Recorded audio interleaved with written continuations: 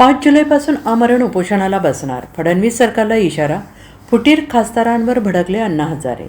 ज्येष्ठ समाजसेवक अण्णा हजारे यांनी फडणवीस सरकारला इशारा दिला असून 5 जुलै रोजी आपण आमरण उपोषण करणार असल्याचं त्यांनी म्हटलेलं आहे. माहिती अधिकार कायद्याला 12 जून 2026 रोजी लागू करण्यात आलेल्या नव्या नियमांविरोधात अण्णा हजारे यांनी आक्रमक भूमिका घेतली असून शासनाने हे बदल पूर्ववत न केल्यास आपण आमरण उपोषण करण्यावर ठाम असल्याचं त्यांनी म्हटलं आहे. त्यातच आता ठाकरेंच्या शिवसेना पक्षातील खासदारांनी आज एकनाथ शिंदे यांच्या शिवसेनेत प्रवेश केल्यानंतर अण्णांनी संतप्त प्रतिक्रिया व्यक्त केली आहे. मला समाजासाठी काहीतरी करायचं आहे, तो पक्ष बदल करत नाही असं म्हणत फुटीर खासदारांवर निशाणा साधला आहे.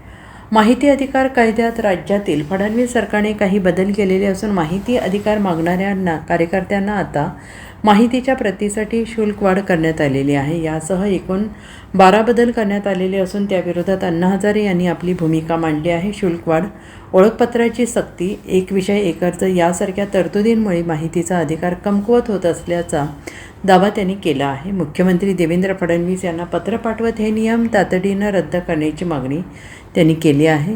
दरम्यान मुख्य माहिती आयुक्त राहुल पांडे यांच्याशी चर्चा झाली. 2 दिवसांनी ते आपल्याला भेटायला येणार आहेत असंही त्यांनी सकारात्मक निर्णय घेतला तर ठीक, अन्यथा 5 जुलैपासून राळेगण सिद्धी येथील यादवबाबा मंदिरात बेमुदत उपोषण सुरू करण्याचा इशारा अण्णांनी दिला आहे. दप्तर दिरंगाई,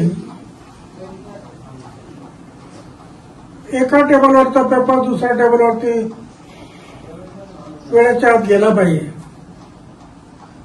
दप्तर दिरंगाई, बदलांचा कायदा, हेच अधिकाऱ्यांसाठी जो अन्याय होत होता अधिकाऱ्यांवरती, म्हणून 3 मनाला तो बदला करायचे, मनाला तो कुठे टाकायचे, म्हणून आम्ही 3 वर्षात बदली नाही, 3 वर्षाच्या आत बदली करायची नाही, हे सगळे आम्ही कायदे केले.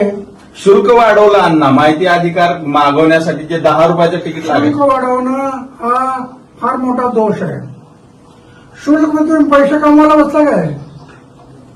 सरकारने जे पैसे कमवणारं साधन नाही, तर जनतेचं हित पाहिलं पाहिजे. जनतेचं हित तुम्ही डोळ्यासमोर ठेवलं पाहिजे. तुम्ही पैसे कमवायला लागला, पैसा जर डोळ्यासमोर ठेवला तर बरोबर नाही. तुम्ही मुख्यमंत्र्यांना काही पत्र किंवा काही बोलणार आहेत का? मुख्यमंत्री काय, आम्ही हे पाहू, याच्यात बदल नाही केला तर मुख्यमंत्र्यांच्या विरोधात सुद्धा आम्ही आंदोलन करू, उपोषणाला बसू. एक उपोषणाला माहितीच्या अधिकारासाठी केलं. माहितीचा अधिकार, दप्तर दिरंगाई, बदल्यांचा कायदा, एवढ्या 10 कायदे, लोकपाल, लोकायुक्त, 10 कायदे केले. हे जनतेच्या हितासाठी केले, सगळे जनतेचं हित. माझ्या आयुष्यात झोपण्याचा बिस्तर आणि जेवणाचं ताट आहे, काही ठेवलं नाही. माझं बँक अकाउंट कुठं असतं माहित नाही. पुरा जीवन समाजाच्या सेवेसाठी लावलेलं आहे. आणि समाजावर अन्याय होत असेल तर पुन्हा एकदा उपोषण, याच्याशिवाय माझ्याकडे दुसरा पर्याय नाही.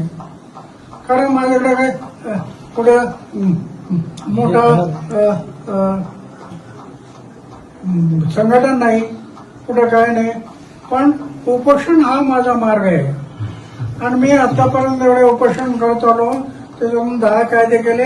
आता पुन्हा एकदा वेळ पाहिली तर वयाच्या 90व्या वर्षी पुन्हा एकदा उपोषण करण्याची वेळ